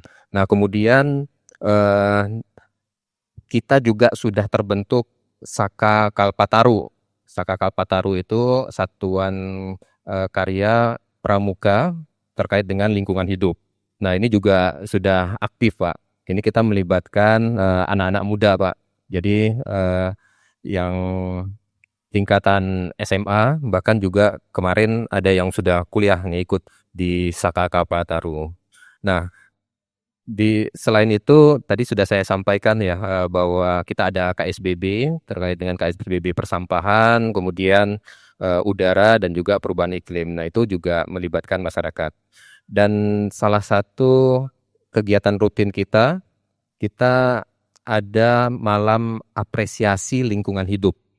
Jadi tahun ini akan diselenggarakan di bulan November ini kalau nggak salah. Itu kita memberikan apresiasi bagi pelaku lingkungan. Jadi pihak-pihak dari pelaku usaha, kemudian dari NGO, dari masyarakat, dari pelajar dan lain-lain itu dengan kriteria penilaian, dan juga ada penjurian yang sudah ditentukan. Nah, itu nanti kita berikan apresiasi. Jadi itu mendorong mereka untuk lebih aktif lagi terlibat terkait dengan lingkungan hidup. Mungkin itu yang dapat saya sampaikan. Terima kasih. Baik, terima kasih Pak Helmi. Mungkin Pak Prof Subriyana ada tambahan Prof? Ya, ini menarik memang ya.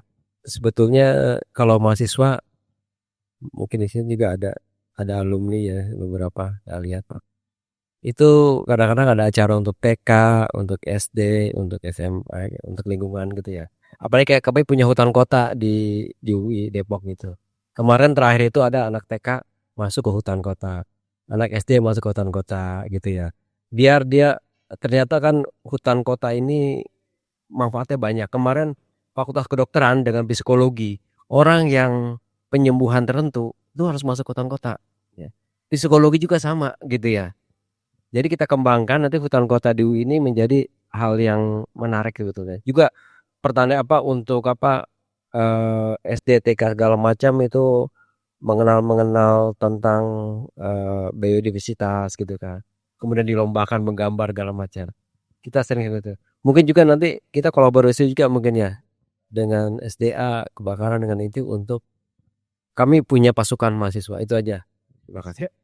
Terima kasih. Baik, terima kasih Prof. Mungkin terakhir Mas Rio, mungkin selama ini gimana tanggapannya terhadap kompetisinya atau mungkin di organisasinya Mas Rio ini ada yang dari kalangan anak pelajar gitu ya yang bisa jadi salah satu masukan mungkin. Silakan Mas. Sebenarnya menarik ya terkait dengan kompetisi gitu, terutama di level ya mulai dari SD, SMP, SMA karena biasanya mereka itu jadi hanya menjadi beneficiaries gitu, bukan sebagai aktor yang ada di tengah karena dilihatnya adalah kaum yang minor gitu, masih belum mengerti apa-apa dianggapnya dan tidak terbantu dengan misalnya proyek inovasi seperti STEM dan segala macam karena kalau misalnya kita lihat di Indonesia ujung-ujungnya tepok lagi gitu, yang itu juga sudah dilakukan berpuluh-puluh tahun yang lalu dan saya sendiri juga udah melakukan itu 20 tahun yang lalu gitu. Masa dari 20 tahun yang lalu sampai sekarang ya sama-sama gitu aja. Nah, makanya kami mencoba melakukan hal yang berhubungan dengan sains, berhubungan dengan data dan harusnya itu juga tadi benar terkait dengan kepentingan dalam artian misalnya seseorang itu tinggal di daerah yang memang rawan bencana atau rawan banjir atau rawan gempa dan segala macam bisa melakukan sesuatu inovasi tanpa ditanya dulu background kamu apa karena pasti ada pertanyaan itu baik dari struktural atau siapapun pertanyaan background kamu apa itu pasti ada lalu kalau misalnya sudah punya urge yang kuat tentang saya butuh melakukan sesuatu gitu tanpa ada data juga tidak bisa baik lagi tidak bisa melakukan inovasi gitu untuk pencegahan. Jadi saya rasa sebenarnya yaitu Jakarta sebenarnya udah punya data yang banyak banget dan dashboardnya juga sebenarnya sudah banyak. Kalau saran saya gimana caranya semuanya bisa terintegrasi satu sama lainnya dan ketika berbicara tentang data ya data bukan informasi yang diberikan seperti itu sih. Terima kasih. Terima kasih Mas Rio. Tepuk tangan sekali lagi untuk para pembicara kita. Tidak terasa sudah sampai di penghujung acara. Mungkin sedikit merangkum ya Bapak Ibu sekalian bahwa dalam menangani atau menindaklanjuti perubahan iklim, menghadapi risiko permasalahan dari banjir, gempa, kebakaran, atau perubahan iklim di lingkungan begitu ya. Itu tentu memerlukan kolaborasi dari seluruh aspek gitu ya, seluruh aspek masyarakat, baik dari segi pemerintah maupun masyarakat. Bahkan sangat disarankan untuk bisa melibatkan dari yang levelnya paling kecil gitu ya, dari yang paling muda gitu ya, supaya bisa menjadi motor juga, tidak hanya penerima benefit, tapi juga sebagai aktor atau penggeraknya juga begitu. Serta pemanfaatan data di dunia yang sudah digital dan perlu penuh banyak data ini tidak hanya disajikan, tapi juga bisa dimanfaatkan dan dipertanggungjawabkan. Salah satu caranya adalah dengan komunikasi. Tadi dari pihak pemerintah daerah sudah menyampaikan bahwa kita terbuka bahwa untuk data ini bisa dimanfaatkan dan apabila ada kendala bisa dikomunikasikan juga gitu ya. Jadi Bapak Ibu sekalian besar harapannya dengan adanya acara ini seluruh elemen berpartisipasi dan integrasi antara masing-masing elemennya dapat berhasil sehingga Jakarta bisa menjadi kota global, top 20 lah, top 20 kota global.